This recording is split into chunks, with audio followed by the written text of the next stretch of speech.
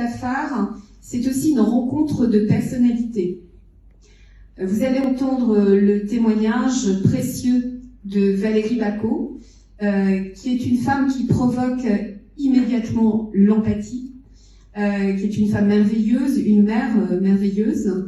Vous allez l'entendre parler de ses enfants. C'est aussi ses enfants qui ont joué un rôle très important dans ce procès. Ces enfants qu'elle a voulu sauver, mais qui l'ont sauvé. Leur présence aux côtés de Valérie, leur témoignage au cours de leur interrogation en cour d'assises ont montré que c'était une mère exemplaire et que ce passage à l'acte, il avait finalement été la conséquence de sa volonté de les protéger, eux. Pour elle, sa vie était déjà finie. De toute façon, Valérie n'a jamais vraiment pensé à elle depuis qu'elle était toute petite, toute jeune. Et ce passage à l'acte, finalement, cette délivrance, ce n'était pas pour elle, c'était pour ses enfants.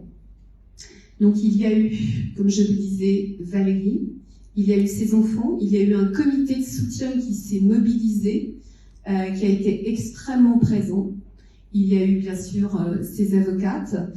Nous avons encore une fois souhaité médiatiser cette affaire. Évidemment, vous le comprendrez aisément, non par ego. La réalité, c'est que la médiatisation nous aide à porter ces messages sociétaux. Et c'est extrêmement important que la société soit sensibilisée. Et c'est pour cela qu'à travers ces affaires emblématiques, nous insistons pour que, précisément, non seulement on en parle dans les médias, mais éventuellement que par la suite, il y ait des fictions qui soient des outils pédagogiques pour vous tous. Enfin, je dirais que c'est une rencontre aussi avec la présidente de cette cour d'assises qui a été un exemple d'humanité.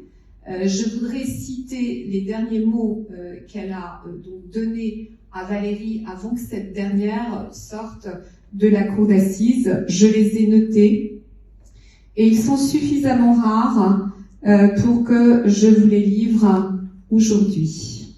Madame, la cour dans son ensemble tient à vous souhaiter de retrouver la paix et la sérénité.